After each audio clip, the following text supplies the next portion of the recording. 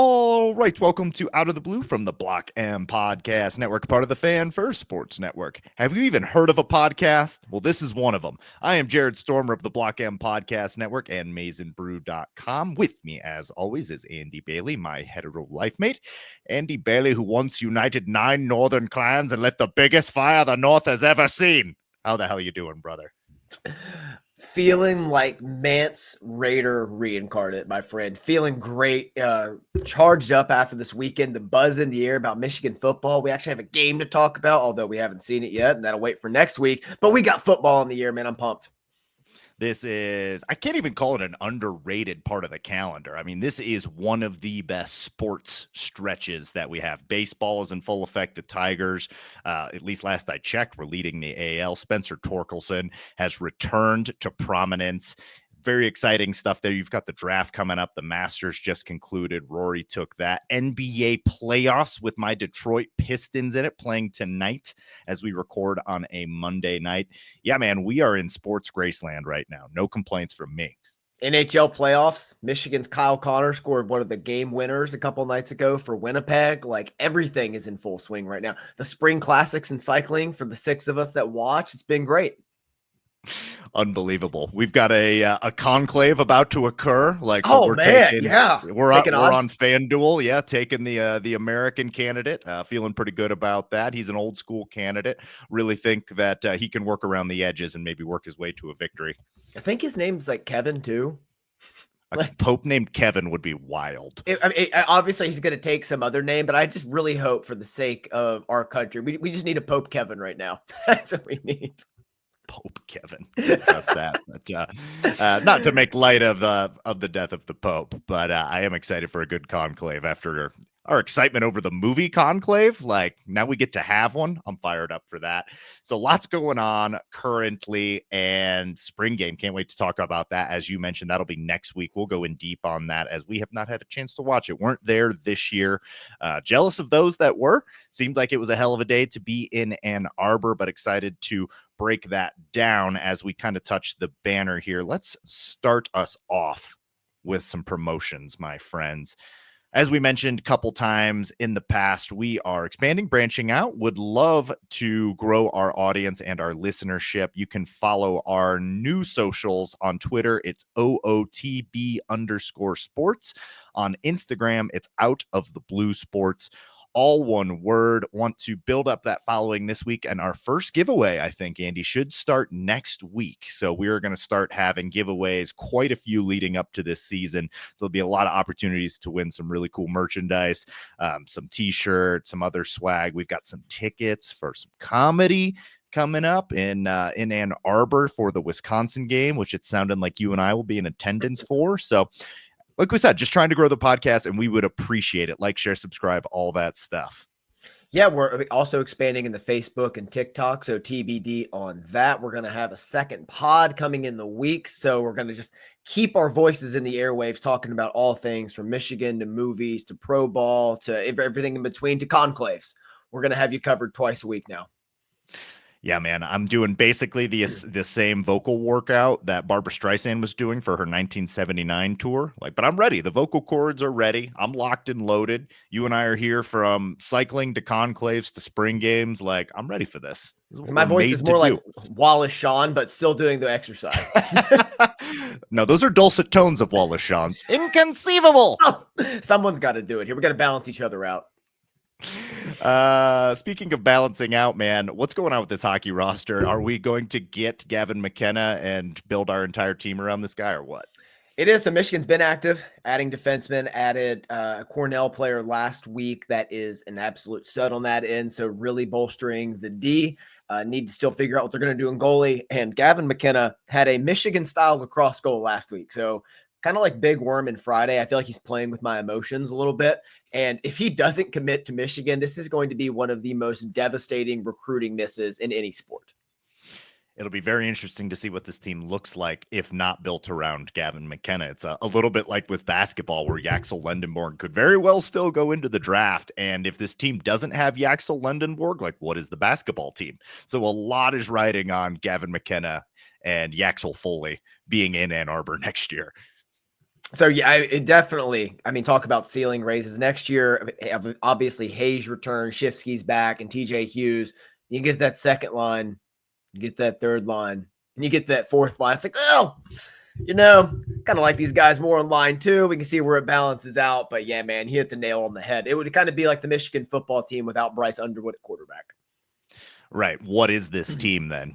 Because we're not going to talk too much about it, but Jaden Davis didn't exactly inspire confidence that he's ready for a Big Ten slate. Let's just leave it at that. And that's only looking at the stat line. Maybe somebody that was in attendance is willing to pipe up and tell me I'm wrong there. But generally, the stat line that's that egregious tells you what you're looking for. But yeah, man, so much still yet to be determined with both hockey and basketball. As I said, Yaxel still technically a Wolverine, but also could still go into the draft. I am seeing some mock drafts with him in the first. And I looked while we were talking, actually with the Sklar's when we were talking offline. If he goes around the 27th pick, which is about where he's projected, you're looking at about $2.5 million. Could Michigan match that? Probably. But you also want to start the clock on your first or your next contract. Once you get into the NBA, that's kind of the idea there, that the sooner you start that, the sooner you get to that next contract. And that's generally where you really get paid. The flip side of that is 27th picks get a second contract. Well, not many. It's like, it sounds all well and good, but what if the clock just, strikes midnight in year 2? Yeah, you don't know, though. I mean, Jalen Wells, who the Grizzlies took, I think, beyond the 27th pick. I think he was in the second round. Would have won Rookie of the Year if he didn't get injured. So, I mean, there are guys back there in the 27 and 30 range where the Pistons are picking, and I think Yaxel Lendenborg kind of makes a lot of sense for the Pistons, truth be told. So he's a real prospect. I would actually be kind of leaning Yaxel Lendenborg going in the draft, and then you might have to readjust. Peja Stojakovic's kid is in the transfer portal, and he's like an offensive weapon, so that might be someone that you could pivot to. Where's he transferring from? Where was he at? I think UCLA. I believe it was definitely out in California. I could be mistaken, though. But yeah, he's got a do not contact tag right now. So we'll see. Just a lot still in flux with both of these rosters. Like, it's too early to say with either hockey or basketball just how good they're going to be. Yeah, I mean, we're just kind of hanging in the balance right now. Just it all comes down to personnel, which is kind of fitting for tonight's pod as well. Yeah, absolutely. Michigan football, though, couple additions here, and I'm interested to see like if either one excites you more than the other. Missouri punter transfer Luke Bauer has committed to Michigan. He's a 6'5" senior. He's been the starter for the last 2 years in the SEC. This is likely your starting punter this year for Michigan, I would imagine. I don't even need to know the other players you're going to bring up in a second. I am excited about Luke Bauer, a 6'5" punter. Like, the leg swing on this kid. I mean, we're just talking about like a lever here that's going to hit nukes. I know nothing else about him. I know Missouri had that fat kicker a few years ago that you and I both adored. So to have this guy come from maybe the same tree, I'm pumped about it. I guess Hudson Hollenbach wasn't getting it done at practice. Kicked a 73-yarder in 2023. His long last year was 62. His net was 38.1, which isn't great. He was putting about 27% of them inside the 20. So doesn't necessarily seem like a weapon. Seems more like a steady leg. I'll take that, because last year it was not that. No. We were holding our breath for every punt last season. So I'll definitely welcome somebody with 2 years of experience in the SEC. Absolutely. Michigan also adds 2 running backs in the portal to make up for the departed Benjamin Hall, who I believe just committed to North Carolina today. Yep. I believe I saw that. Yeah. So going to replace Amarian Hampton. That's a pretty coveted spot there. But Michigan adds 2 in the portal, 5'11", 195-pound UMass running back transfer CJ Hester. Strong running back name. Fantastic name. That's a really good running back name. Was at Western Michigan before heading to UMass. Went for over 500 yards, 4 touchdowns. Last year had 2 years eligibility remaining, which is worth knowing. So this is probably your Benjamin Hall replacement. Yeah, that's what it feels like. And next year, I mean, he could even step up if Justice Haynes goes to the NFL. Who I hear looked pretty good. Pretty good from what I understand on the on Saturday. So the other addition would be 6 foot, 220-pound Princeton transfer John Volker. Also went over 500 yards, 6 touchdowns last season. Has 1 year of eligibility left. This just happened today. I have not had a chance to watch any Volker tape. Have you gotten to see anything? I heard the guys talking about it in the Slack channel earlier today. Said Volker looks good. and brings a different element to the team. He's more of a bruiser. So I That's what it think looks they're like. really excited about what he's going to bring, kind of a different element, and just take some of those goal line carries off of Marshall and Haynes, keep him a little bit fresher. Yeah. Yeah, 100%. Because we're an ankle tweak away from things not looking as strong there. That Benjamin Hall loss, like, I think will be felt a little bit. So hopefully these guys can come in. If nothing else, like this makes the room just a little bit more serviceable, a little sturdier, can handle a missed week or two from one of your top two guys. Yeah, well, think about 2021 Indiana. Blake Corum gets rolls his ankle. Donovan Edwards is already out, so now you're riding Hassan Haskins for over 30 carries. Think about 2022 against Illinois. Blake Corum gets hurt. Donovan Edwards was also out. Comes down to Isaiah Gash to save the season. This staff never wants to be in that position again, and these moves kind of prove that. Running back's a position you really want to have depth at. I mean, you want to have depth everywhere, but running back, like somebody's going to miss some time. It's a pretty physical workload in the Big Ten, especially for the Michigan Wolverines. Anything else personnel wise you want to touch on before we get into little spring game coverage here? Like we said, that'll be the entire pod that we hit after we were able to watch next week. No, let's get into it. So the final score, 17-0. Blue defeats Maize. That is the Bryce Underwood team. A couple things that we want to talk about here, I think noteworthy just looking at them from their surface level. And the first thing I want to bring up is not Bryce Underwood. It's the first pick. Andy Babs. Andrew Balboa goes first overall in this thing. Massive surprise. You and I are immediately texting each other like, what on earth does this mean? So that is wild. That is not what we expected. And I think that indicates that we've got an absolute stud coming up at tackle. I wrote an entire article Monday before the spring draft, taking the entire roster and like an eliminator pool style and breaking them down slowly till I got down to one person. And the first cuts were freshmen. Like, missed it from the beginning. Yeah, man, this is unprecedented. Speaks to what they wanted to see in this. I knew he was going to get a lot of reps. I can't wait to watch him go in this game. He and Dom Nichols apparently had some battles on Saturday, so we'll see that in full this coming weekend. But it really speaks to the ceiling. The fact that they wanted to get him out here, somebody coveted his talent this much, just shows what kind of prospect he really is. So Sharon Moore said after the game that they're anticipating on the offensive line Sprague, Gio El Hadi, and Crippen to be starters. But then you're telling me Balboa goes first overall in the draft. Does that mean he has the leg up on one of the other two open spots? Have to see the game. Have to see the game first. I mean, I've heard some things a couple ways. I want to see it with my eyes before I jump to conclusions. I did like in Sharon's thing that he said likely for Crippen in there. I was like, oh, that's interesting. That's a nice little word there in the beginning, because he seemed most resolute about Gio, which did surprise me, and Sprague. But the Crippen one kind of was like, oh, okay, is that a phobie? Is that someone yet to be named? Is that Guarnara? So I can't wait to watch. I mean, I'm probably going to watch this game just rewinding every play so I can break down like all 11 players and what they're doing. So fascinated to see what we're going to do up front, but even without seeing it, feel better than we did last year. I do not feel good about that Crippen thing like you do, though. That rubs me the wrong way. That to me is like Crippen should be coming out and winning this thing. He has all that experience, and like Afobe hasn't repped at center. I think Afobe and him are like same age or close. I think they've been on the roster. Afobe might be a year younger. Let me see. I think should have Afobe's younger, yeah, because Crippen's a senior. Yeah, Crippen's a senior. Afobe's a junior. Yeah, Afobe's a third year. I don't know if Crippen's fourth or fifth. Gotcha. Regardless, though, I think we want Crippen to win that and win it going away. So, like, if he's being pushed by Afobe and Garnera and they don't know who it is yet, like, I don't think that's a good thing for this offensive line. Center to me is like, I've got alarm bells going off. I'm not even gonna lie. I'm not trying to overreact this early into the thing, but do it. It's overreaction season, and we're masters. The hell are we here to do? Yeah, I've got maybe not alarm bells, but like there's a light on the dashboard blinking, and I'm curious. Might need to pull off the side of the road. It made me consider if there's a transfer in the works. Like you and I have talked about for a long time. We kind of hope there's another guy to add to the room and see if they can just add some more competition. But yeah, I think Sharon was being very delicate with what he said there. And again, it's hard to really assess who it is without your five next to each other, because you're just not going to see that chemistry or fluidity. And that's what it really takes to like break down an offensive line. And he alluded to that. So it's more about the one-on-ones that you're going to watch for in this game on Saturday. So I'm going to be really interested in keeping a close eye on those cryptid minutes that you and I used to be begging for. Yeah, and now have us a little concerned, a little hot around the collar.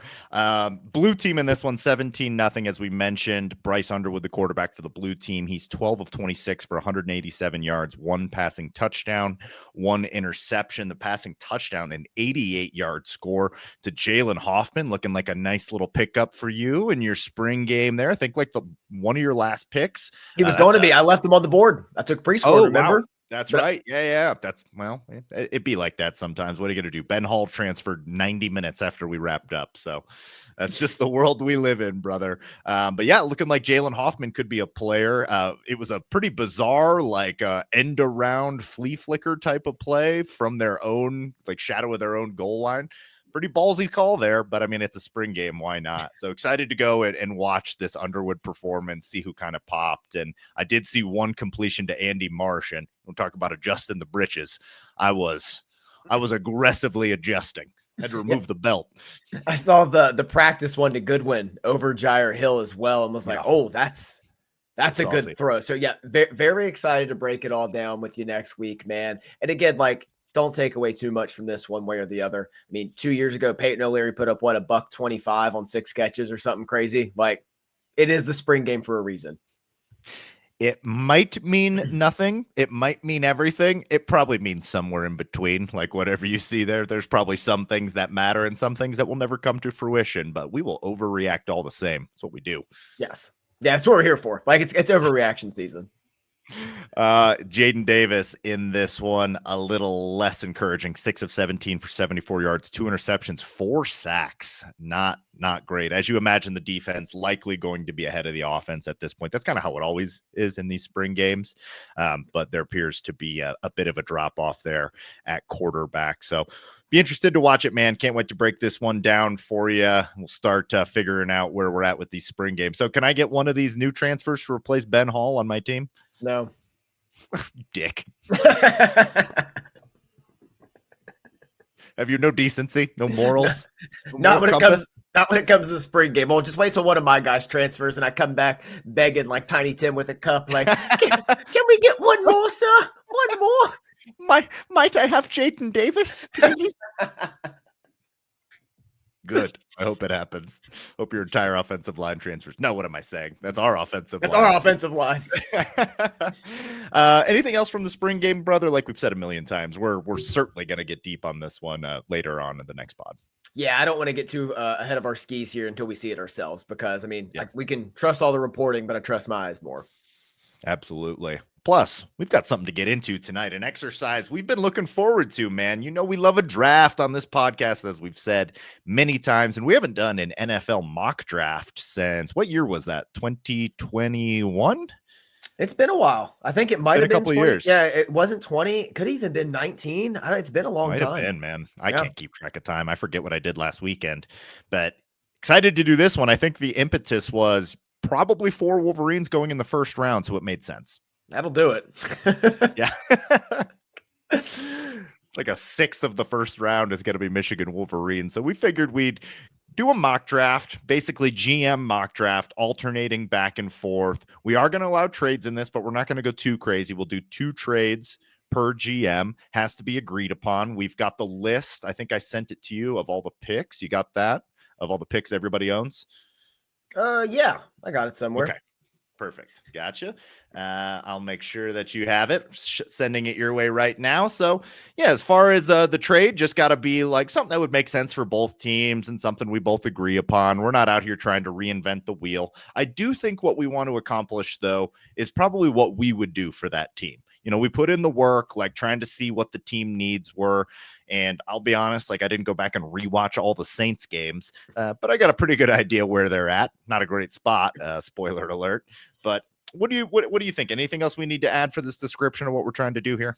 No, I think that's the most important point. This isn't a mock draft where we're predicting what's going to happen. We don't have that kind of insider information. This is really taken from more of a college football perspective and an NFL fan perspective of if we're running this team this is what we would do. We may look like idiots, but we're going to find some logic in it. But we're also going to discuss what we think will happen on Thursday as well.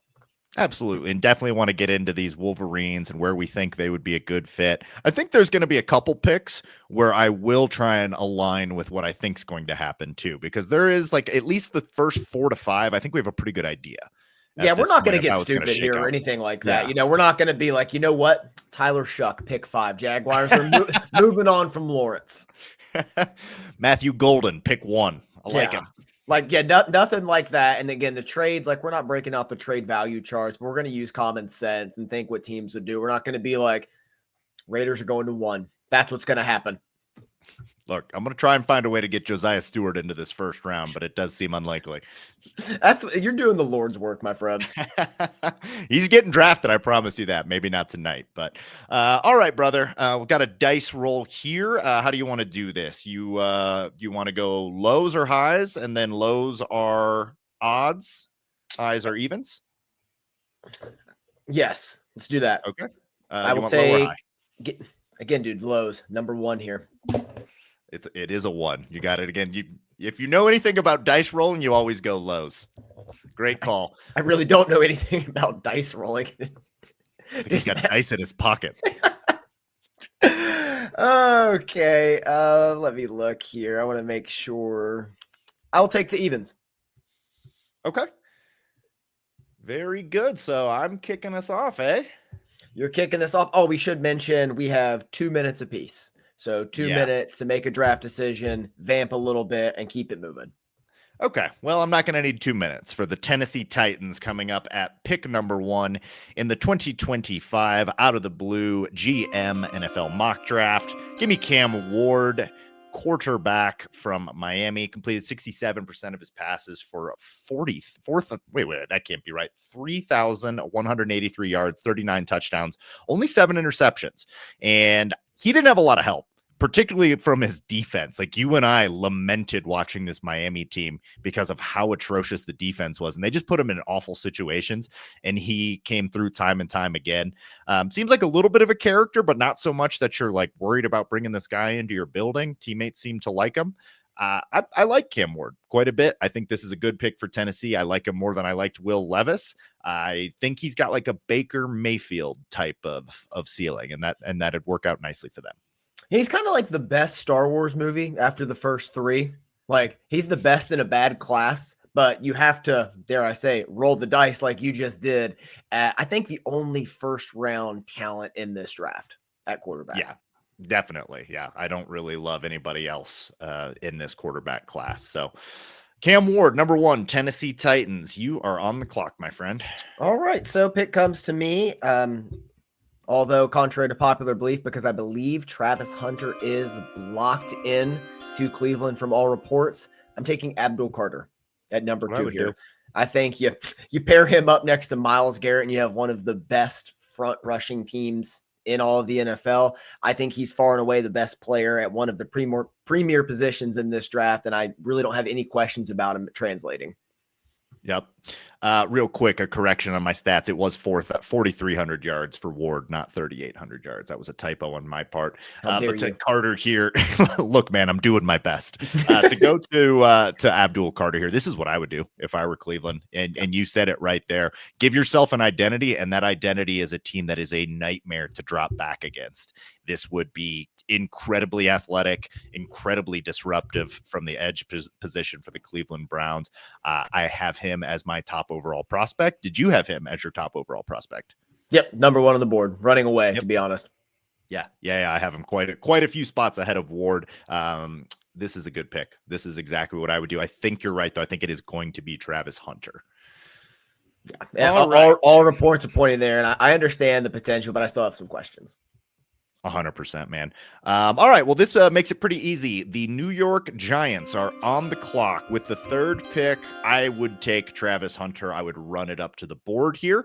I think, once again, this is like adding a strength and giving yourself an identity. You have Malik Neighbors and you have Travis Hunter. All of a sudden, whoever does come in here at quarterback is set up to succeed. There's not an offensive lineman here that I like enough. Mason Graham could be in consideration here. I think he's a good enough prospect to take here, but I think bringing in Travis Hunter, playing him primarily at receiver, and then maybe in some goal line situations on defense, that's going to help you in multiple ways. It also is a swing. And I think this franchise needs something to like just inject some life into this franchise, get the fan base back into it. And I think this would help. So give me Travis Hunter here, pick 3. I'm with you. I don't think he can play both sides at the rate he did in college. That's no surprise. But I think he's above and beyond the best playmaking wide receiver in this class. And if you get the ball in his hands, he can do something special with it. Most definitely, man. He's a hell of a player. Like sometimes it sounded like I was down on him winning the Heisman just because I was like, the team isn't quite good enough for that. And, you know, he was pretty impactful on defense as well, though. I have his numbers pull up here. He had 4 interceptions. Like that's pretty good. You know, there's some guys that we are going to take at the secondary position that didn't have 4 picks. And he also added 15 receiving touchdowns. So, I mean, it was a hell of a season. Yeah. Yeah, no, it's well deserved to be here. And I think the right decision is to play him on offense first, then figure it out on defense, not the other way around. I'm with you. Coming to me here, man, the Patriots can go a lot of ways. And it's being widely reported that it's Will Campbell, the tackle from LSU. But I'm going to go a little bit different. Although there's some maturity questions, I'm going to go Armand Membu from Missouri. This is what I would hear. I know he can. He's projected to only play right tackle. So it remains to be seen if he can play left. But Penei Sewell worked out pretty well for the Lions. Like, he's not that caliber of prospect. Oh, there goes the timer for the last pick.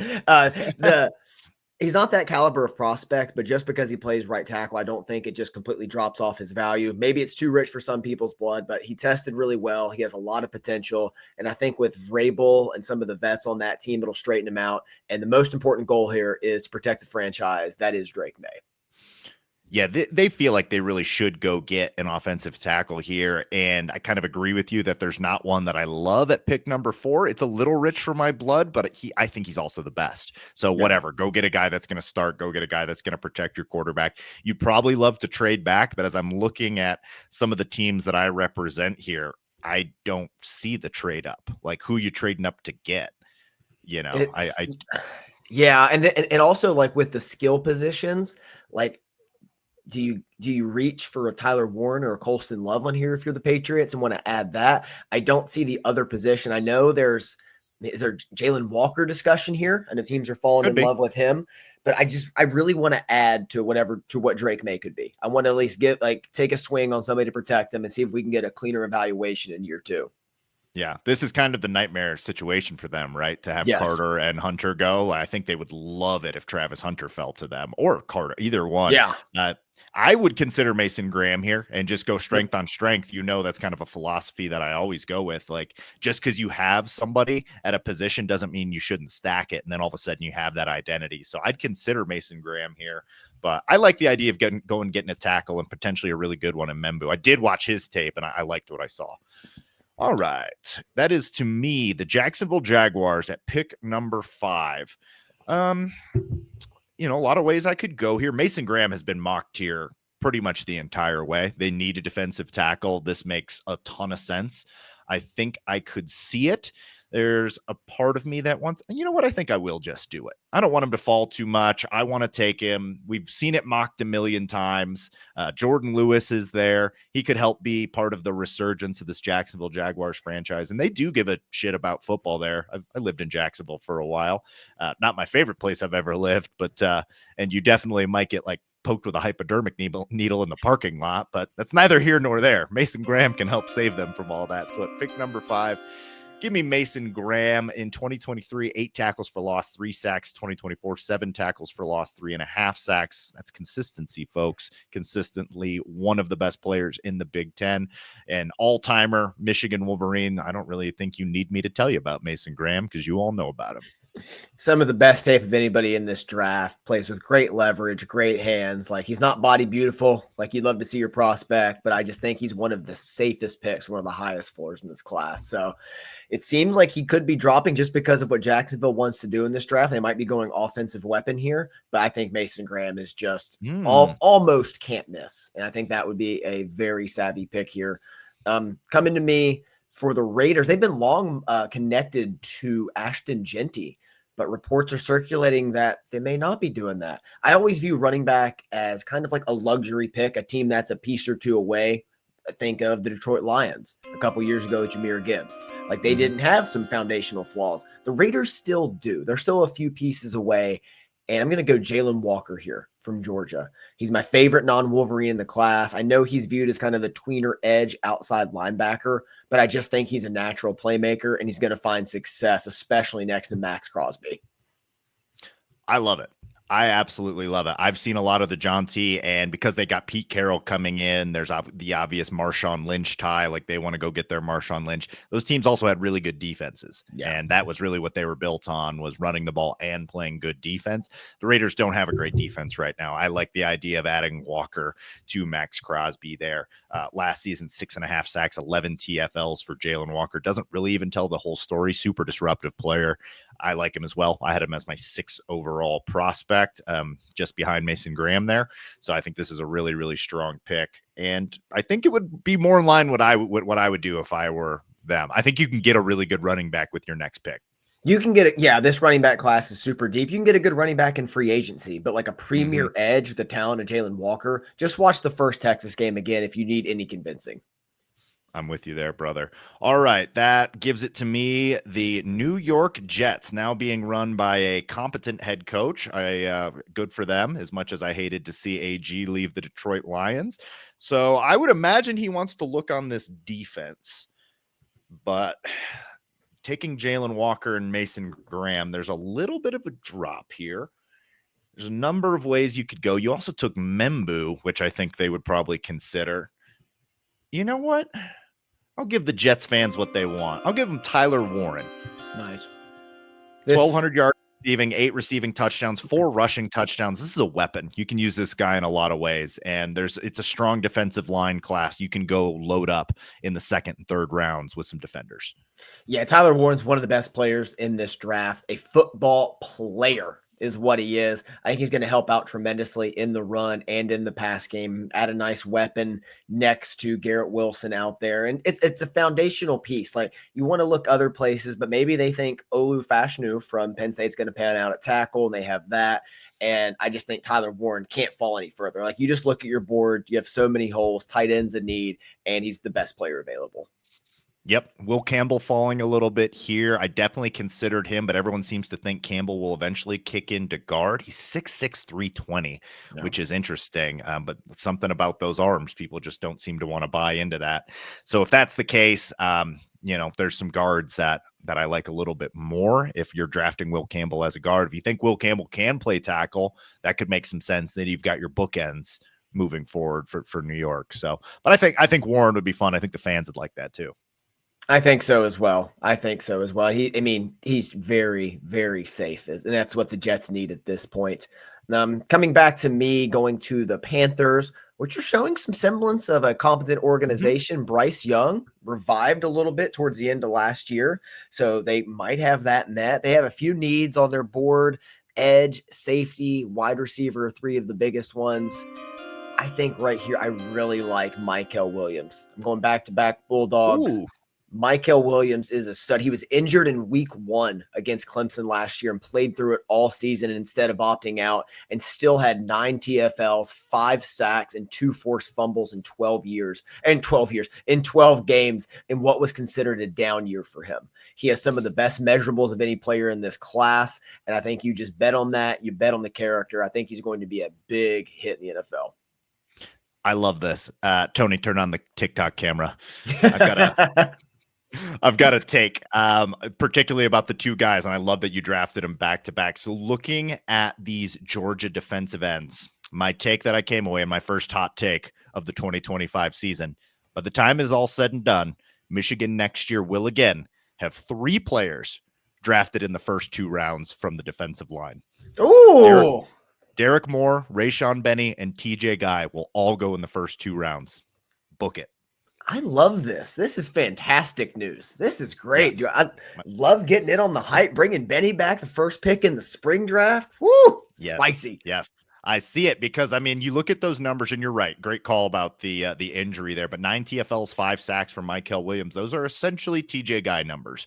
And then you go up the board and you look at the Jalen Walker, 6.5 sacks, 11 TFLs. Like, we are not far off of last year's guy and more production. And I think those numbers just only come up and they're going to be very similar to this. And then you look at the size of Moore and Guy. I think both Walker and Mykel Williams probably more athletic. Derek Moore might surprise some people with athleticism. I think TJ Guy more of a bruiser, going to win with power a lot of times, but there's still a role for that. So it might be second round, but I could still see Derek Moore, Guy, Benny, all three of them in this conversation next year. Hot take. I love it. What a pro bringing it back to Michigan. Come on, baby. That's what we're here to do now. That's what we're here to do. But this is a good pick. I like Mykel Williams. Our guy on the McShay show, Mensch, loves him. He's been talking him up. So, yeah, I think he has freakish length. I think he has 34-inch arms at the edge position. Like, just has a lot of the measurables you want. And I love, call me a sucker. I buy into the story of playing through the injury, fighting through the season, and putting it on the line for your team like that. I love it. We are suckers, but whatever. Yep. I still love that sort of thing. I'm right there with you there. Would you consider Colston Loveland here? Give Bryce Young a weapon like that? Yeah, I would definitely think about it. And I think those two players are like right next to each other on my board, and I would really have to consider it. But I just think I lean Mykel just a little bit higher. It's a more valuable position too. Exactly. If you can get a really good edge rusher there. Those guys cost a lot of money. So, all right, that takes us to pick number 9, which is the Saints. We are going to take a quick break, and we come back. We're going to keep pushing with this mock NFL draft. Several Wolverines still on the board, so we will be back right after this. All right, we are back. We are righteous men. April sports calendar is very good. We are in the middle of an NFL mock draft. Let's run through where we are at so far. Pick number 1 for the Tennessee Titans. I took Cam Ward, quarterback from Miami. At pick number 2, Andy took Abdul Carter to the Browns. I took Travis Hunter, wide receiver cornerback, to the New York Giants at 3. Armand Membu, kind of the first surprise of the day, the offensive tackle out of Mizzou, goes to the Patriots at 4. Mason Graham, chalk here, goes to the Jaguars at 5. Jalen Walker, defensive end to the Raiders, another kind of surprise that I really liked. Tyler Warren at 7 to the Jets. And the last pick you just made was Mykel Williams, edge rusher, to the Panthers. That brings it to me with the New Orleans Saints. I was born in New Orleans, but man, do I want nothing to do with this team. This is the most depressing team to look at their roster. I'm looking at their needs, and it's basically just everything. They need absolutely everything. Quarterback, edge, linebacker, offensive line. They do have Cesar Ruiz. That's exciting. They do have Cesar. I really I still don't know what to do. I was hoping I didn't get the Saints because I'm like, I don't know what to do with these guys, man. I probably at this point would probably just say go best available. Yep. I'm not reaching for one of these quarterbacks. This Will Johnson certainly should be in consideration here. Yep. I would absolutely consider him. I also really like Mike Green, the edge rusher. Yeah, I'm going to take Mike Green. 23 tackles for loss, 17 sacks last year. He was the nation's leader in sacks. And he played at, oh my gosh, the name of the school. It's right Marshall. Near you, right? Yeah, thank you. I don't know why I was blanking on that. That's just insane production. He's big. He's 6'3", 250. That's about what you want for an edge rusher. I really like this guy. I think he's the next after the guys that we've taken, and in a really good edge rusher class. Tremendous upside. The only reason he might drop is he does have the 2 sexual assault allegations against him. And that's I did not know that. Yeah, that's one reason he's kind of fallen down some boards. But he's been very upfront about it, answered all the questions kind of in a surprising fashion with NFL teams at the combine, didn't shy away from any of it. So he's been head on about it, but those do exist. Teams are aware, but the talent is there. And if you want to bet on the talent and the culture to get it all sorted out and keep him on the straight and narrow on the field, there's no questions about what he can do. I mean, the production is the production. Yeah. So we'll just say I didn't know that.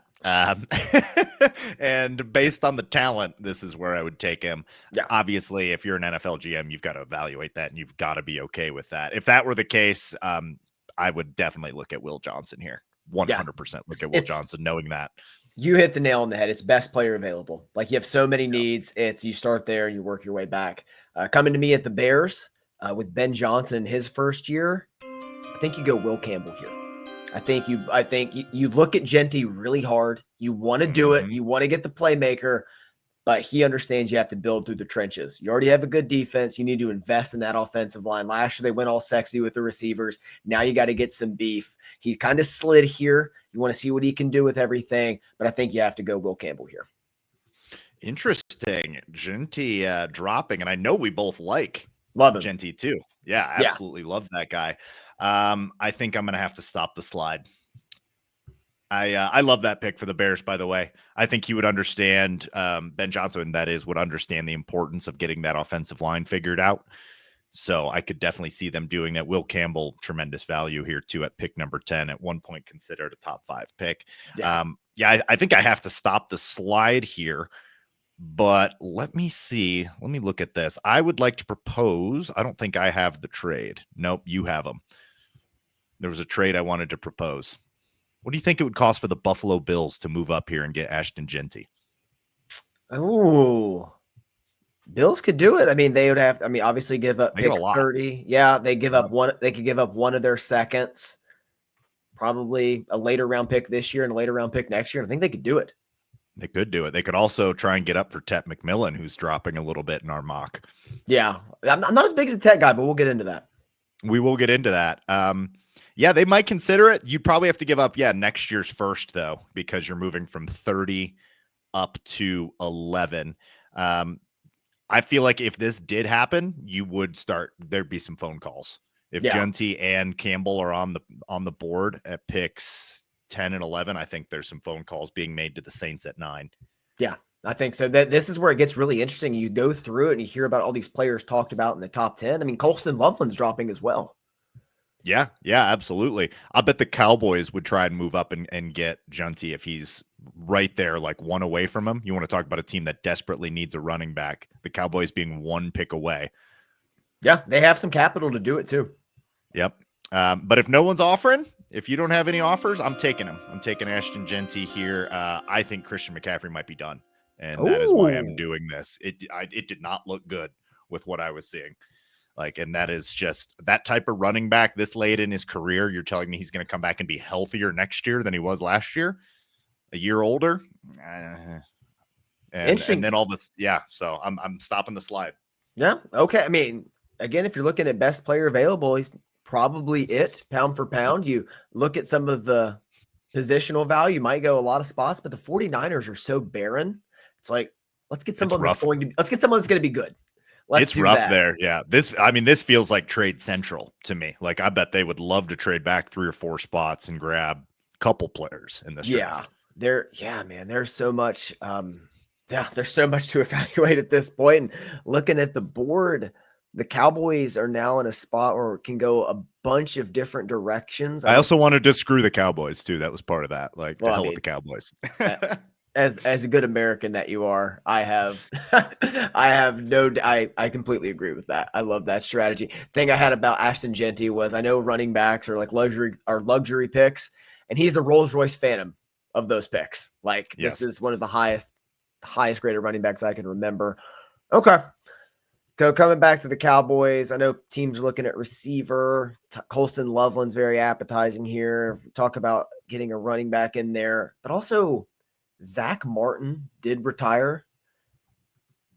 I'm gonna do it again. I'm the offensive line guy. I'm going Gray Zabel here for the Cowboys. Oh, one of our guys, a little high, but I love it. Going Gray Zabel. In a recent report from Todd McShay today, Monday, said Zabel's not going outside the top 12. He said teams love what he brings. And I think the Cowboys need to address, like, you want to build the team the right way, you got to address that need there. I have him higher than a lot of people do. I look at a few different players here. Considered Hampton, considered Derek Harmon, defensive tackle from Oregon, considered Jahdae Barron, my top DB in this class. But I like Gray Zabel, man, and I think that would really help this team in offense. Yeah, I have him really high as well. I thought I did have him high. If you're saying he's going top 12, you just don't usually see that from guards. Like, and if you do, they're like extremely athletic. Zabel's just like a pit bull. Like that is a mean guard, but that dude's going to play for 14 years and he just can play be some like, center. yeah, he'll be like an all-pro. Yeah, I love this pick. Like, you're not going to get my pushback. I think this would be tremendous. Do I think the Cowboys will do this? I do not. I think they would probably trade up and get Junty if he's hanging out there a couple picks ahead of him. Yeah, they've been connected to Tet McMillan as well. Like pair him up next to CeeDee Lamb. So I've been seeing that mocked as well. Or it could be Colston Loveland there. Yeah, Colston Level, we're certainly in range there. And now for my stepdad's beloved Miami Dolphins at pick 13. I'm glad I get to do it. Colston Loveland's sitting right there, but that is probably not what they need. They have a serious need at offensive tackle that they've had for quite some time. But I don't love any of these tackles that are here. The good news is they have a lot of picks. They have a second rounder, pick 48, a third rounder, 98, 2 in the 4th, 2 in the 5th, 3 in the 7th. Definitely don't want to wait till those 5th and 7th, but you might be able to grab an offensive tackle a little bit later, and maybe I'll even try and trade back up. We'll see. So that might open things up a little bit. Truth be told, I was going to grab Zabel. If you didn't right there, I had my eyes on him for him. Well, I think the Chargers are calling. The Chargers would like to call. Please, we're accepting phone calls. Chargers are like a call. They'd like to move up to pick 13 for the Dolphins. They would like to offer you their first round. They'd like to offer you their third rounder and their first rounder next year, and an additional and a 6th rounder this year. The Miami Dolphins accept this offer. Tony, can you make a note of that one, my friend? Yeah, we will take this offer. I love this. So Chargers moving up to pick 13. This does feel like, ever since we got to the Saints, this does really feel like we're entering prime trade territory. And I think you're gonna see something happen. Yeah, because do you reach for Kelvin Banks here? Do you go? I don't. That's the thing. I think you can get him later on. I kind of like Josh Simmons from Ohio State a little bit later as well. Mm-hmm. So you could look there. So the Chargers are moving up, and they're going to take Colston Loveland. Absolutely love this. This is tremendous. This is exactly what we want to see. I know he was mocked there early, but then his value was going up, and now he slides a little bit. Jim Harbaugh sees him, add another weapon for Justin Herbert, player he's familiar with. I think it's a hand in glove kind of fit. It's the absolute perfect fit, and I think they would want to do it. And it's a pretty good amount to give up for a tight end, but if this is your tight end for 10 years and you think this guy can go be like all pro, the absolute security blanket for Justin Herbert, like the final missing piece of what this offense needs, you go make this move. Yeah. You add it to him. It helps in the run game as well. I thought about going for Amari and Hampton. And I think if you stick and pick, that might be what the Chargers could do to get that kind of dynamic player in this draft. But if Colston Loveland is sliding, I wouldn't be surprised if they jump a few spots. No, absolutely. I wouldn't be either. You were back on the clock, sir, with the Colts. Whew. All right, coming back to me. The Colts are devastated because they were going to take Colston Loveland here. That's why you got to get ahead of them. That's why you got to get ahead of them. So again, applied some logic there. They really wanted the tight end. I don't think they're going to reach on Mason Taylor right now. I think they can wait till the 2nd round at pick 45. They have some capital. They could field some calls here, but looking at the board, they still have a lot of needs. Tight end, edge, offensive tackle. I don't love the tackles. I think you want to add a weapon here for your quarterback. And although we're committed to Anthony Richardson, much to my chagrin, I'm going to take my top receiver on the board, and that's Matthew Golden. Whoa. Top remaining receiver, I should say. Yeah, I'm just very surprised. Not Tet McMillan. Yeah. Walk me through Golden. Walk me through it. I think Matthew Golden has a chance to be special. After a 4.29 40 and the way he snatched wide receiver 1 at Texas, after all the talk was about other players, he has exceptional footwork, great separation ability. I think he's only scratching the surface of what he could be at the next level. The differentiator for me and Tet McMillan here was I just didn't like some of the things on tape from McMillan where he's big bodied, but he's not that physical all the time. If plays aren't going to him, he's kind of running quarter speed. Daniel Jeremiah had a funny anecdote saying the argument for and against Tet McMillan is very similar. For, it's like, man, look at him, former volleyball player. Look at him go up and get the ball. And the other one was, well, he's not very physical there. He is a former volleyball player. So it kind of goes to both sides there. And I just really value what Golden's bringing, especially with that speed. Yeah. Golden 5'11", 191 pounds. Tep McMillan 6'4", 219. Big difference in size between these two guys. For Matthew Golden last year, 987 yards receiving, 9 touchdowns. Like you said, wrestled away that wide receiver number 1. I don't have him too far behind McMillan. I think that he's going to be a really good receiver. This is not the best wide receiver class, particularly with some of the ones we've had recently. But there's some guys here. And I'm not down as Tep McMillan as a first-round pick, but as you've seen, I mean, he's dropped a little bit for both of us. Yeah, and again, they could go a lot of different directions here. They really wanted the tight end, but the Chargers just fleeced them in our draft. But I think they still stay in the offensive well. I'm with you there. All right, that is to me at 15. The Atlanta Falcons in an interesting position now have their quarterback after kind of a maligned draft pick, and everyone couldn't believe that they right went and got Penix, but it was the right call. The wrong call was signing Kirk Cousins. There it is. Yeah, so they need quite a bit. I think they need to go defense here, and I think I'm going to stop the slide and I'm going to grab Will Johnson here.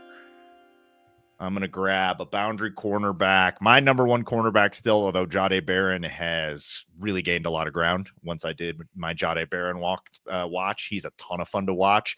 I'm still buying into Will Johnson here, one of my favorite players when he was healthy. And from all accounts, he ran a 4.58, I think it was, at his 40, which people said it's not great, but it's not the end of the world either. So people are down on him, but I think this is a good place for him. You're outside of the top 10, and they can work him in there a little bit in Atlanta. And yeah, I like what they're building there in Atlanta now. Will Johnson's like Matt Damon in rounders. Like he kind of squandered his moment in 2024, but he has a chance to win it all back. So great. I think he can do it. I don't know why he put together that workout. He ran the shuttle as well and posted what would have been the worst time of any player at the combine for his position. Like, I think he was still hurt. There's a lot of speculation. There's more questions than answers right now.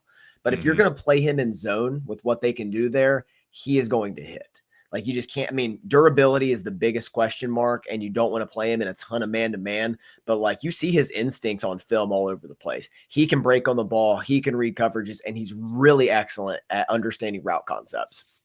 Yep, 9 interceptions and 10 passes defended over basically 2.25 seasons. Did not play much this last season, so highly productive when he was out there. 6'2", 194 pounds, big. Look, I know some people question his physicality, but go watch the tape against Marvin Harrison. It's got to be tough enough.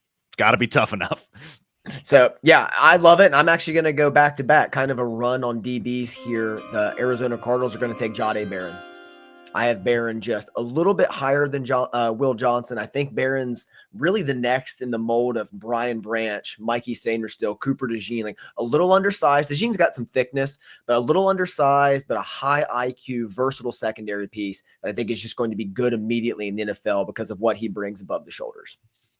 Love him. Love this player. Love the prospect. I'm glad people are higher on him now because he is very Brian Branch, and Branch fell to us at what did we get him at? 34 or something. Second round. Yeah. Look at Mikey. Yeah. Mikey went there and had 2 picks in the playoffs against the Lions, unfortunately, and was playing out boundary corner as well. So had that versatility. Yeah, I really like Jahdae Barron. This is a really good pick. Okay, Cincinnati Bengals at 17. Would love to get him an offensive lineman here, but there's a drop after Zabel and some of those guys. So I think what I'll do for Bengals is best player available on defense. And man, here we go. This is fun. I'm going to go linebacker, Jihad Campbell. 12 TFLs, 6 sacks from the linebacker position. He's 6'3". This guy can rush the edge. So they need an edge rusher. They also need a linebacker. This guy can give you quarterback pressure, but can also give you outstanding linebacker play. We'll be interested to see how is he in coverage. But I mean, you're playing Lamar Jackson and whoever the hell the Steelers are dragging around at quarterback now. It's not exactly a murderer's row of quarterbacks in that division. It's really just Josh Allen. No, not Josh Allen. Yeah, the Browns don't even have a quarterback. They have Deshaun Watson. Yeah. You don't even need to be a good. That's what it is. You don't need to be good in coverage. Yeah, you're drafting a Lamar Jackson piece. That's what it is. Yeah, 100%. So I actually love this pick for Cincinnati Bengals. Jihad Campbell. Only linebacker on my board for first round consideration. Call me Take Gyllenhaal. He could be better than Abdul Carter at the next level. Ooh, wait, take I Gyllenhaal. I will call you that. I love Jihad Campbell, man. He is Man, me violent. too. He is mean. He frightened me. The hit he put on Jordan Marshall in the ReliaQuest ball. It's like, he's just a boy. Stop it. Leave the boy alone. Leave him alone. Just out. Yeah, I love what he brings to him, and I wouldn't be surprised if he goes earlier than we suspect. Like right here in this spot to Cincinnati. Yeah, no, I consider him for a couple picks ahead of this, and I mean, yeah, the run on defensive ends and then the Membu pick kind of dropped some of these guys down, but Jihad Campbell could be a stud. So I'm glad we both in on that guy. Yeah. Coming to the Seahawks, they need help desperately on the offensive line.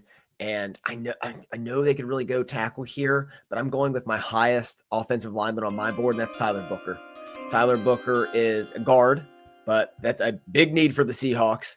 And he is a locker room guy. He is the leader of this team, really kept the team together from the Saban era, transitioning into, well, what's their coach now?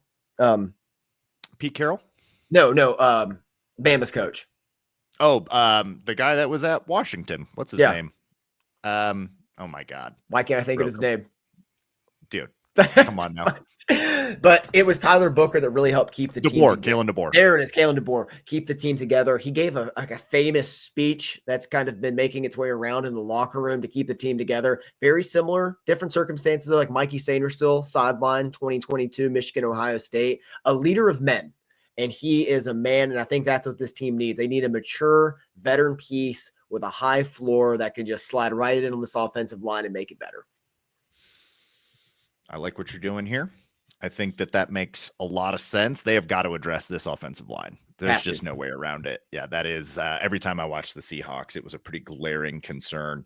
And they've got our guy, Olu, out there playing center. So get him some help on the other side. I'm here for that. Tampa Bay Buccaneers, to me, pick number 19.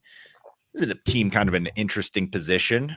Feel like they probably would want to go defense here. There's been a bit of a run on defense.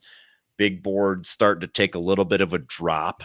That's an interesting idea. Okay. I'm going to Jihad Campbell here just to be the heir apparent to Levante David.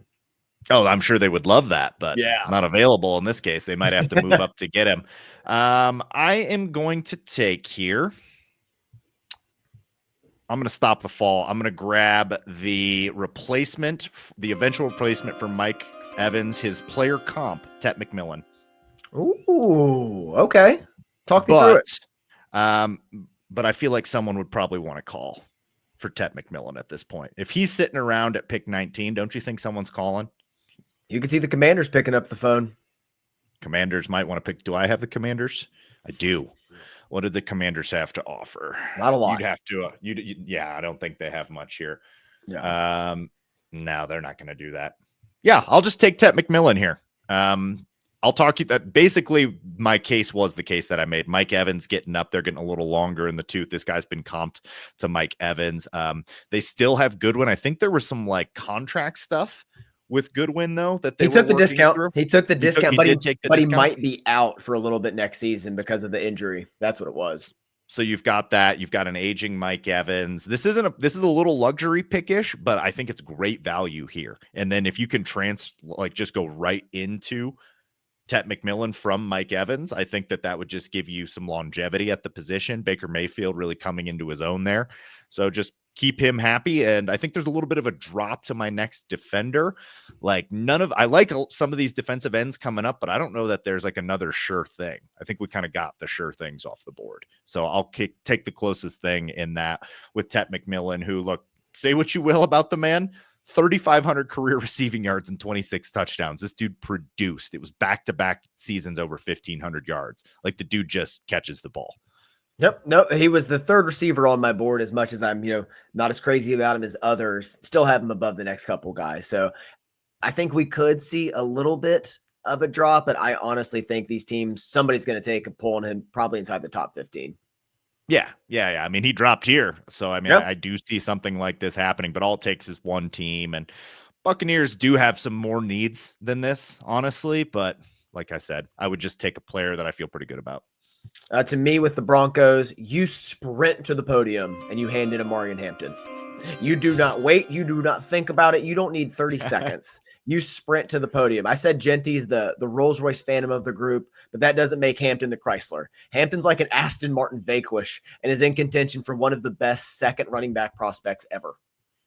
Dude, he's such a beast, man. You want to talk about a guy that produces 1,500 yards and 15 touchdowns in 2023, 1,600 yards and 15 touchdowns in 2024 with a worse team. Just produces. With a third string quarterback the second year and with Chip Lindsey calling the offense. Sure was. Yeah, absolutely. So you look at those numbers and you're like, man, if Michigan has anything close to an Amari and Hampton, you know, what could we be looking at? So obviously that North Carolina slate, probably not as aggressive on defense as what the Wolverines are going to face, but nonetheless, Hampton was a stud under Chip Lindsey. I love this player. You're 100% right. You sprint to the podium. Again, probably a place where there's a phone call. Like, I think maybe that that Buccaneers spot would be a prime spot for someone to try and get ahead of the Broncos. I think you could hear some teams in the second round jumping up here as well. Like that need a quarterback. Like you might see the Browns pick up the phone, especially if there's like smoke on draft night of Dart or somebody falling in love with Sanders here. They move up to get him, and then the Broncos still get their guy with the next pick. Yeah. Speaking of Shedeur Sanders, I'm going to take him because I do not have to move up and spend any additional draft capital. The Pittsburgh Steelers pick 21. I'm going to take Shedeur Sanders, who I was higher on last year. I actually dropped him after watching a lot of him this year. I liked the fact that he would just make things happen at times, but he's making unnecessary things happen. He's leaving the pocket when he doesn't need to. He's throwing across his body when he doesn't need to, when he could just take off at times. You'd think he'd be faster than he is. This is going to sound like I'm just shitting on Shedeur Sanders. But I was high on him last year when we were talking about him, after a couple game stretch. And then after just a season and a half of watching, I'm just I don't know if I see it anymore. But the reason I might be into it here is he's going into a really good situation. If you want to go into, if you want to put Shedeur Sanders somewhere, put him with a head coach that is universally respected, an organization that's going to give him tools to try and win. Their offensive line's in a pretty good shape, pretty good position there. They could shore that up with later draft picks. They do need to get some receivers in there to help him, but you also don't need to play him this year. That is not something that is required of you. So you could take your time here. I don't think there's really a gap between him and Jackson Dart. I roll a dice, flip a coin between those two players. So if you like Jackson Dart, maybe you look at going here, but I think they need to address the quarterback position, man. You got to take a swing. If I were them, I'd go back. I would try to go back here. I would not try to make the reach here. With the quarterbacks in this class after Cam Ward, I feel like it's a lot of going to the grocery store hungry. You go there hungry, you start talking yourself into it. You're you know what? I do need this. Oh, I do need that. And it's just get the essentials. That's all you need. And I think they could go a few other directions here and get a starter for next year. You could go Derek Harmon, start looking for the Hayward replacement as he gets a little bit longer in the tooth. You could go Mason Taylor at tight end, add another weapon to play next to DK Metcalf and George Pickett and a returning Roman Wilson. I mean, even go Quinshon Judkins here. How much fun would that be to add that piece into the offense? Because Jaylen Warren, I don't think, is your long-term solution at running back. So a lot of ways you could go here. I understand why you're going quarterback. And again, you kind of bet on the franchise here. And it's okay, we put him in here, give him the best chance to succeed. But if he's not it, who's the starter? Is it Mason Rudolph? Is it Aaron? Well, that's what I'm saying. If it's not him, who's the starter? So that's the problem. Well, you got to go get a quarterback. I would, if that were the case, and you wanted to start him year one, I would lean Dart more. I think he's more year one startable. But I mean, again, pick your flavor, because I think both guys are going to the grocery store a little bit hungry. You're back to back picks here, my friend. Oh yeah, absolutely. That's right, because of the trade with the Dolphins there. So the Dolphins at pick 22. Not going to mess around with it at this point. I'm going to take Kelvin Banks, moving back and getting some additional draft assets. You can take some more swings there. There's not another tackle that I'm really obsessed with. I do kind of like Simmons from Ohio State. I agree. Yeah. I've got Banks. Banks I had higher early in the season, then he fell off a little bit for me with some of what I watched, whereas Simmons kind of rose, but I'm not taking an Ohio State player. So I'll take Banks for that reason. Oh, I love that. Yeah, with Banks and with Simmons, there's questions, maturity questions from both prospects. And with Simmons, he's coming off that knee injury, so that's also reason for concern. There is some positional flexibility with Banks as well. A lot of projecting him to go in at guard first and then eventually kick out the tackle. So I think that would be really good for the Dolphins. You need something like that to plug and play a little bit. One thing with the Dolphins, man, I can't unsee it now that I've thought about it. In the 7th round, probably, do you take Dylan Gabriel? He looks just like Tua. And it's that kind of offense at Oregon where it's you're dinking and dunking, you're moving quick, you're playing on time. Yes. I just feel like it's a 1-to-1. They look very similar. Yeah, especially in this exercise where the Dolphins have a ton of picks. I think they have 10 picks. And then I just picked up an additional 3 trading back. Yeah, you take Dylan Gabriel. Yeah, I think it would fit the system really well. And that's just a nice piece to have to build around. Okay, coming back to me, going to the Packers, a team I just abhor as a Lions fan. And I hate what they can do here.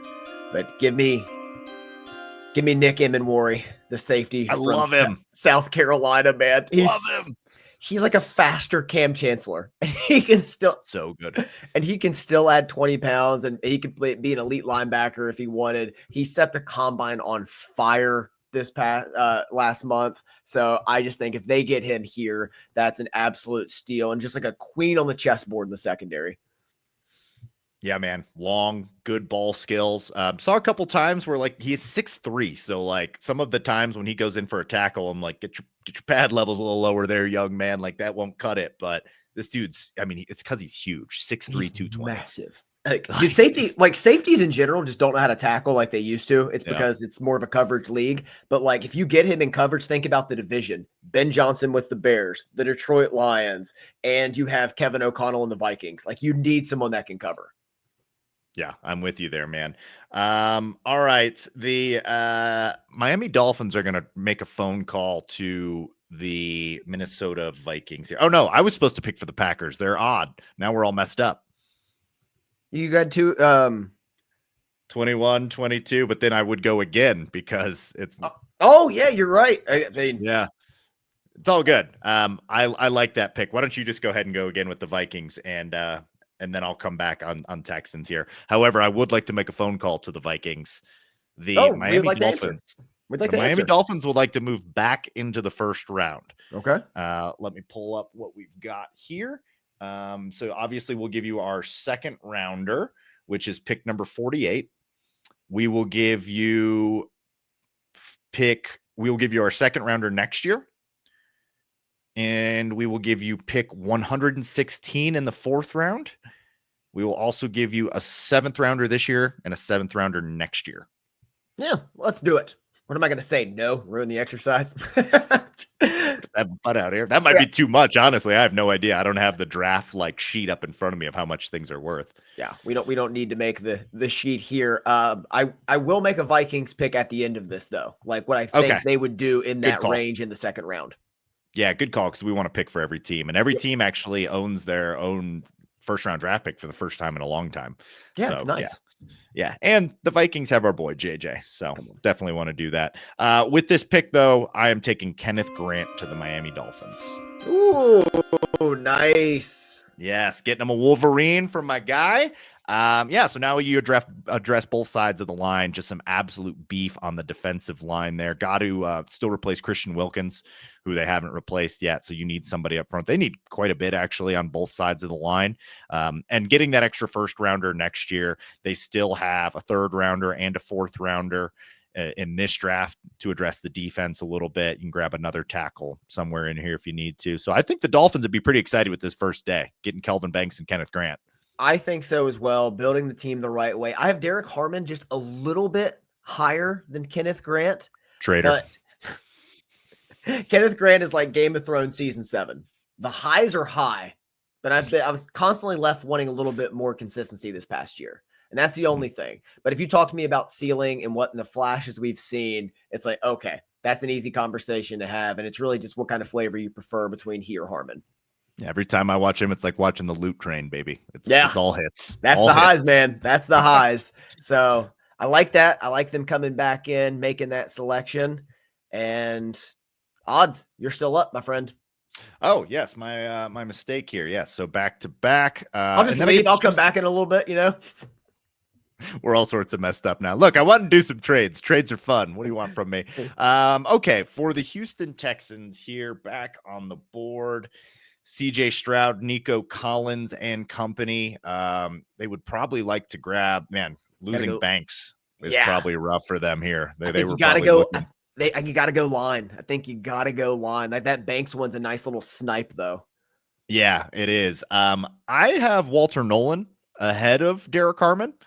Okay. 14 tackles for loss, 6.5 sacks. He's 6'4", 296, former 5-star prospect, high 5-star prospect. Yep. So, and then like showed out in the SEC, like actually lived up to the hype. 6.5 sacks from the defensive tackle position is not nothing in the SEC. So I like Walter Nolan. I like Derek Carmen too. I think Derek Carmen's going to be a really good player. I will take Nolan for the Houston Texans here. Nice. Yeah, they've almost been guaranteed to be going offensive lineman in this draft. So I think that's the one you're going to see here, or could be one of the guys you see here, but there's a lot of players they're considering, but trust that they're going to bolster that offensive line. Coming to what else do they have in this? Look at their picks. They have a little bit of capital, kind of standard, pick 58, pick 79 and 89, and then 166, 236, 241. Yeah, I just don't know after Kelvin Banks, like Simmons. You can see a trade down. You can see a trade down here. I think. Trade down and then grab Simmons, maybe, or you grab. Yeah, I could see something like that. Yeah, I think that's very much on the board for them. You could see Simmons being the guy. It's like, again, there's so many questions at offensive tackle in this class, and I like that you went to one of the strengths, which is the defensive line. There are a ton of great tackles and a ton of good edges. Exactly. I just want to get a starter. I don't love Donovan Jackson, like the next interior offensive lineman either, because I've seen him get bodied by Wolverines for 2 straight seasons. Ariante Urseri from Minnesota, trade back and grab him. He's on. Josh Connerly from Oregon, another tackle that's probably in consideration. But of all those guys we're talking about, either like Simmons or Jackson the best, but I think you could trade down. Yeah, I just feel like Nolan's going to play, and those other guys are like, they might hit, they might not. So. Yeah, but they definitely do need to address this offensive line for sure. You got to protect CJ Stroud. Yeah, again, protect the franchise here. All right, so coming to me and the LA Rams. This is one I'm excited about. They're going to be a little upset because, they wanted to address corner, wanted to address linebacker. There's a fun world where they take Jackson Dart here and just have him as the Matt Stafford replacement, play for another coach that can just kind of tell him where to throw the ball like Lane Kiffin did at Ole Miss. Okay. I think with the need in this, with the need in the secondary, I think they go Maxwell Hairston out of Kentucky. I think they decide between he or Malachi Starks, the safety from Georgia, and I think they go with Hairston. I think he's got a little bit of flexibility with what he can do. He has elite top end speed, and you addressed the defensive line last year. Now I think you address the back end in this one. It's a really good pick. And the Ravens, who also probably would like to go get a cornerback, are discouraged, but there's stuff that they can do. So Maxwell Hairston really flying up boards. Haven't gotten a chance to really watch much of his tape yet because this has been like the last week is really when I've been hearing his name. So I like the pick, though. Baltimore Ravens are going to take Derek Carmen here. They need a defensive tackle, and he fell this far. I think he's a first-round talent, and they'd be happy to have him here. I don't think this would be too difficult of a pick for them. With their capital, you could see them going up for a Zabel. Yeah, they have quite a bit of capital. How many picks do they have here? I think they have 10 as well. Yeah, it looks like 10. They've got a ton of picks. My goodness, how many in the 4th? Yeah, they have a ton of capital here. I mean, well, they picked up Deontay Johnson late in the year last year after he was cut because he wasn't going to play for them. And that way they get the comp pick out of it. So like always just, again, adding and working on the periphery here, adding different players. So I wouldn't be surprised to see some movement from them. No, definitely not. Could see them moving up. And there was a couple places that we were looking. We're like, oh, this could be a move up.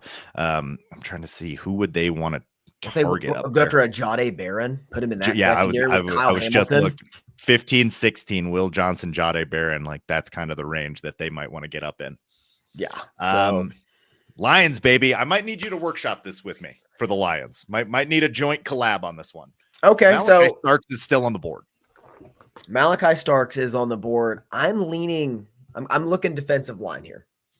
Sure. I'm looking defensive line. Harmon's off the board. That's a little bit devastating. Scourton's my next. I have one that here. Like there's a couple. I mean, Shamar Stewart's one with the measurables, but I'd like a little bit more production. That scares me Same off. here.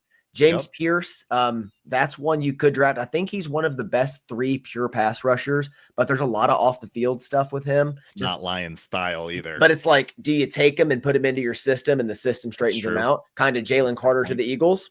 Like that worked out pretty good. You put him in that system. I could see that.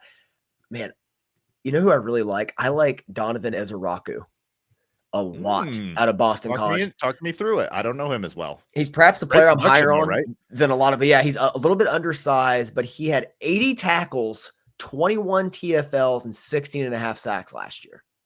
Like 80 tackles. I mean, for comparison, Ernest Hausman had 89 tackles last year. He did this from the edge.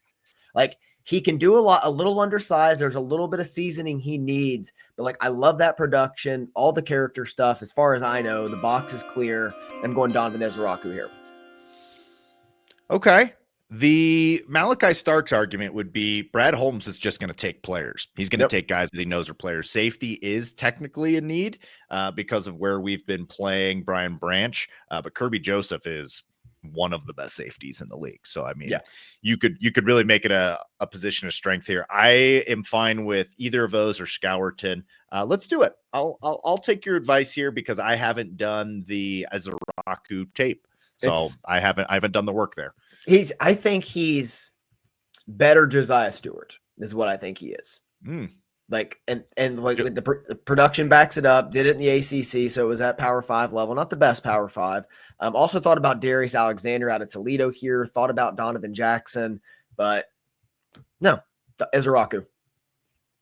Oh, okay. I didn't realize it was your pick. My bad. I was like, but I wanted to workshop that one with you anyway. Trying to take my picks again? Just like reach across the table and steal your burger. So, let me take a bite of that. Let me take a bite of that. I'm just joking. Washington Commanders, to me, don't have a lot of picks. Do have quite a bit of needs. Young team, up and coming, like in a good position, in a really exciting position. They need edge, running back, cornerback, probably some offensive line. Defensive tackle wouldn't be a bad idea here. Darius Alexander would make some sense. Nick Scourton would make some sense. Probably don't need to go offensive weapon at this point. I think you probably just need to start strengthening that defense. That's the strength of this. Malachi Starks is still on the board. Yeah. I think I just take him. I think you just take him. I think you just take Malachi Starks. This would be pretty good value. I'm not the biggest Starks guy, but I do think he's the best safety available. I have Emanwari 5 spots ahead of him. But yeah, I would take Malachi Starks here.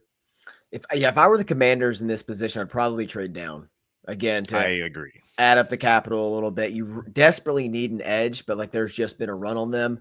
And it's like, could you take James Pierce here? Here's what we could do. Do the Browns want to try and get up and get Dart here? Browns calling it all? Or could they sit and pick? Do you think any team in front of them is going to take? Because this is a weird year where a lot of teams don't really need quarterbacks, at least at this point. Yeah. The Giants would probably be the team that would be calling to try and get ahead of them. Yeah. So they'd be fielding calls. So that could be the likely outcome here with the this feels like a spot for that. If it goes like this and all these defensive linemen have been picked through, and kind of makes sense that you and I would value them because we really like this defensive line class, and both those top 2 running backs are gone. Barron, Johnson, and Emanwari and Hairston are gone. This is tough for the Commanders here. This is not what they want to see. I think they can't like move back. Like they can't really move up either because, like we said, they don't have a ton of capital. I think we see him go down. I really, the more I stare at it, I think they go down. I think you hit the nail on the head. I think you see a Browns or somebody sneak in there, and that's how you get 2 or 3 quarterbacks into the first round. I could see it as well. Yeah, this feels like a prime spot. The Lions, similar spot, but the Lions have picks. It's not a ton. But man, like just the fact that they've been hitting on their picks means there's just not a lot of holes on the roster. So they don't like if they like somebody there at 28, they can just pick. It's a good year to need a defensive lineman like the Lions do. It is. It is. So yeah, I don't mind grabbing one there for the Lions. Definitely not. Like I have Scourton ahead of Izariku, but I got to do some more work there. So cool. So the Commanders will take Malachi Stark if nobody's calling to trade up. They'll just take best available. All right, add there, and I think they could still get an edge somewhere, get some kind of pass rushing threat. It's really interesting to see what they do. I mean, this is a team that was a game away from the Super Bowl. Don't need as much as we'd think, so that'll be interesting to see what they do. Coming to the Buffalo Bills, a lot of ways you can go here. They really have need at corner. I believe they just re-signed Trey White, so he's coming back. And then you want to look at the defensive line. And I think you go James Pierce here. I think the slide stops. I think you get one of the 3 best pass rushers in this class. Again, you're not drafting him to be a youth pastor and lead the children. You're drafting him to sack the quarterback and strike fear in opponents. So I think you bring him in here. If it's just a maturity thing, I think this is a great locker room, a veteran team that's going to point him on the straight and narrow. 13 tackles for loss, 7 sacks last year. He's 6'5", 245. Well, Derek Moore in his game, he's really good, man. When he's out there and he's playing, he contributes. And yeah, like the off the field stuff, not really something we can quantify in this podcast. So at this point, this is a great value, excuse me, for the talent. I believe, is Von Miller still there for another season? I think he was a free agent because I heard Denver was rooting around talking about maybe bringing him back. Okay, he could be. Yeah, so I guess that one's still up in the air, but maybe you bring him in and you have some tutelage of a mentorship.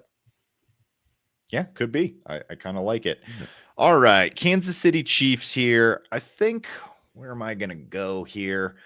There's definitely a drop. Like, I think we've taken a lot of the guys that I really like, and now we're kind of into that second tier. I really like this player. I'm going to take Benjamin Morrison out of Notre Dame.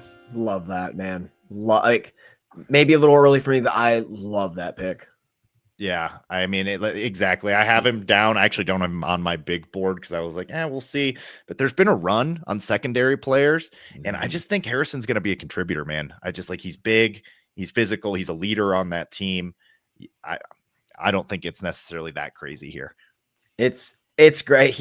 I had 6 DBs on my big board. He was the last one, and it's only because of the injury. But like I still had him on here because of what he was in 2023. That tape does exist. It is out there for people to consume. So no, man, I love it. Everything off the field is just glowing reviews. You bring in somebody like that for a team that kind of needs, a break on the off the field issues at times. Like I think this one is great. I consider Darius Alexander, the Toledo defensive tackle. The other one. Yep, that was the other one. Put him next to Chris Jones. Like that could be a lot of fun. So I like where your head was at. Coming to me for the Eagles. I honestly don't think there's any way Howie sits here. Howie Roseman just has the ants in his pants. He's moving around. He might need to go up just to go down or down just to go up. But if he sits and picks here with Dallas Goedert on the trading block, I think you stay and you take Mason Taylor right here. Son of Jason Taylor, a smooth operating player with a high floor. I think he slides right into a need that's just been created. I love it. I like Mason Taylor. This is a really good tight end class. And like Jason Taylor, one of both my parents' absolute favorite all-time player. They love him. They've hung out with him a couple times. Like they got his phone number. They love the dude. Awesome. So yeah, get Mason Taylor. Get him on the pod. Why not? Mason Taylor. She's like, oh, nice. Is it an LSU pod? No, it's not. It's not an LSU pod.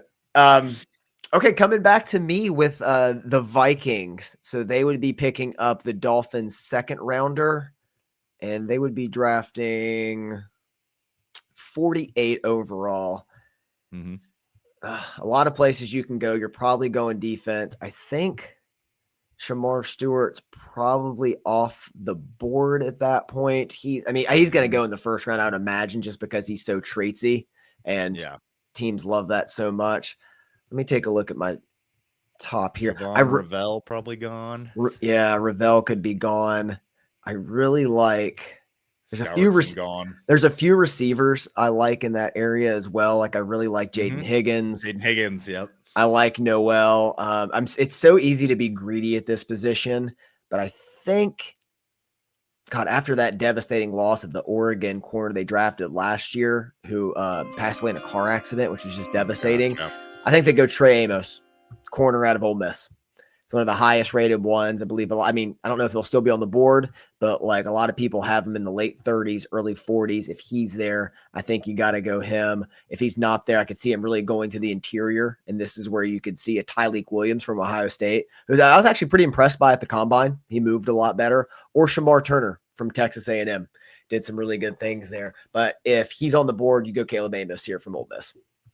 I really like Deion Walker, Kentucky, massive human being, big, large human being.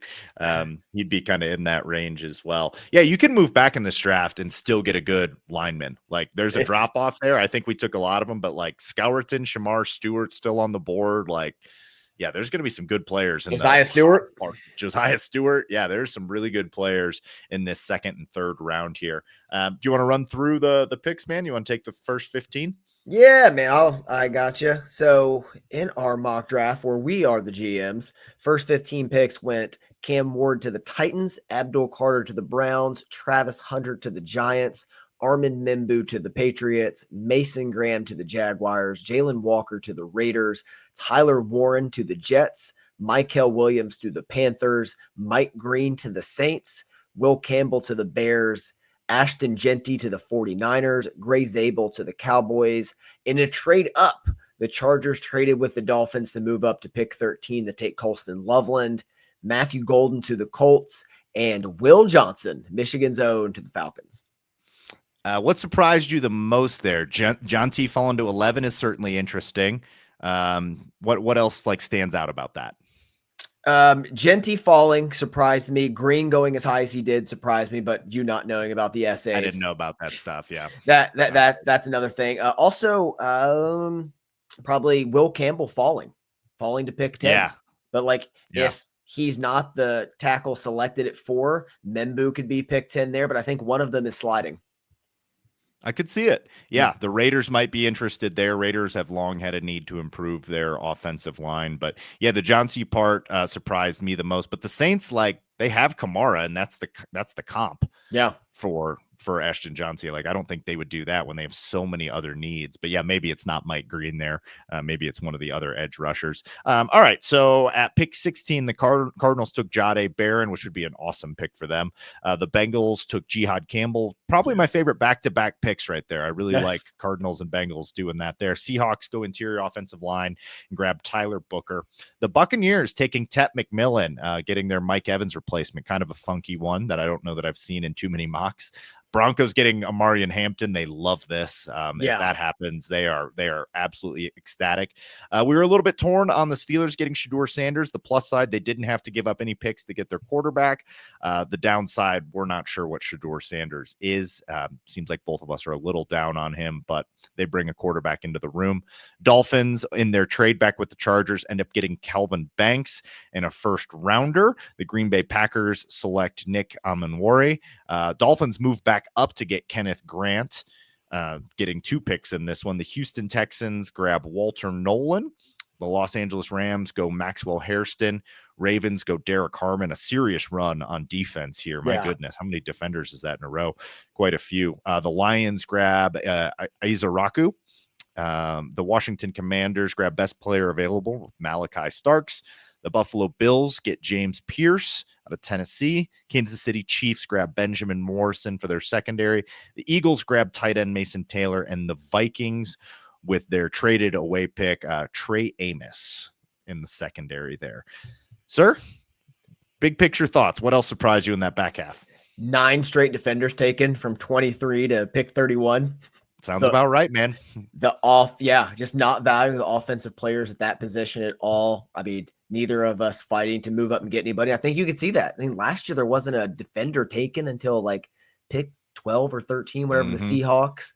Different draft. Yeah, different draft. So it's going to be fascinating to see where it shakes out in the back. but also doing this exercise with you, it always reminds me how terrified I would be to be a GM with that Oh clock my God. ticking, evaluating all the information you have and scouts talking and each one fighting for their guy. Like you and I joked around, like if we ran a team together, like at every pick, we'd be arguing over something. Oh, 100%. Yeah, it would be absolute panic, just like sweating bullets. Like, look at what he did against Wisconsin 4 years ago. His mother worked in a lunchroom. She knows about high stress.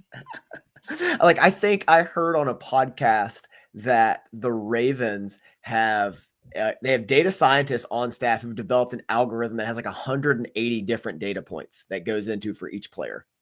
Insane, dude. Oh, we would definitely have some quantitatives on staff. My quantitative. Quantitative. It's Tony. Yes, I'm sure about the math. So yeah, it's fascinating. And like, although it's not a very top heavy draft at a lot of positions like quarterback, offensive tackle, wide receiver, there's a lot of depth in here I like, and a lot of interesting players you can talk yourself into. Yeah. And like maybe not the quarterback class, but you need a tight end, you need a running back, you need a defensive lineman. We got that in spades. Who's one player that didn't go in our draft that you feel confident is going in the first round on Thursday? Scourton. Okay. I think Shamar Stewart's going in the first round, the Texas A&M, because of the kind of the measurables. same principle. Yeah. But Scourton outproduced him a little bit at Purdue. And Outproduced him a lot at A&M together. Yeah, exactly. So I would take Scourton. I'm a little bit more of a production guy, but yeah, but those are two guys. I mean, I think you're also going to see possibility of another running back sneaking in late. I think you're going to see a Josh Simmons, Josh Connerly debate. So a lot of different ways. And of course, you're going to see quarterbacks be up in the air, like the Jackson Darts and Shedeur Sanders towards the back end of the first round. Also, all the Jalen Milroe buzz. That is wild to me. There's just no way anyone's that dumb. He's not a quarterback. I know, man. I don't see it. I believe he's only one of two quarterbacks going to the green room on Thursday. He and Cam Ward are the only two. What is happening here? What are we doing? Doesn't make any sense. Like, wow. So there's a potential for one quarterback. There's a potential for three. The most likely outcome is two. I think the over-under is 1.5. Yeah. Wild. Like this is as uncertain as anyone's been about the quarterbacks since that Pickett draft. Yeah. Like there's a big drop here. I struggle with the landing spot. Like if it's not the Steelers, who after that is taking a quarterback? It has to be somebody moving back into the first round. Yep, exactly. So it'll either be, and I think McShay said this on his podcast, it's either the Steelers at 21 or someone trading up to get ahead of the Steelers. Like, so the Steelers probably won't let Shedeur drop past them based on what McShay was saying, right? Yeah, but I mean, a report came out this morning that Steelers may think it's too high for Shedeur at that point. So could be smoke. It is draft week. We don't know for sure, but like it's in that realm. So you're looking at really like the Browns or the Giants are the teams to watch move up, especially the Browns, because they have a ton of capital in this draft. They have pick in the first, pick in the second, 1, 2 in the third, a fourth, 3, 4, 6, and a seventh. Ton of capital. That'll do. That is a ton of capital. Yeah. There's some teams with just loads and loads of picks. And I'm not sure how great it is after the fourth round, but that's kind of every draft, you know? Yeah. They're all going to have their decline, but that's where it's going to be some good players, man. See the Miles Hittens of the world. Maybe somebody take a swing on a Makari Page. So some Michigan guys will be in the mix in the later days. Yeah. Josiah Stewart will be drafted for sure. Yeah. I think he goes late day 2. I think he's in the top 100. Yeah. That's about what I've seen and read as well. So excited, man. Excited to talk through all of this. Excited to talk spring game when we return for the next podcast. We've got a lot of content coming your way, including our first giveaways. Make sure you're tuning in for the next couple weeks for those giveaways. Be pretty easy on your part. Just retweet, repost on Instagram kind of thing and get entered in for some pretty sweet swag. Looking forward to doing that. Thank you so much to our producer, Tony, on this one, just crushing it, knocking it out of the park. This will be on YouTube because of his efforts. So please go check it out on YouTube. We have our own YouTube channel now, which is just Out of the Blue Sports. Pretty easy to find. We'll make sure that we're sharing this wherever you can get it, including Spotify, Apple Music, or wherever. I'm Jared. That's Andy. This is Out of the Blue, and we'd like to remind you that wherever you go, go blue.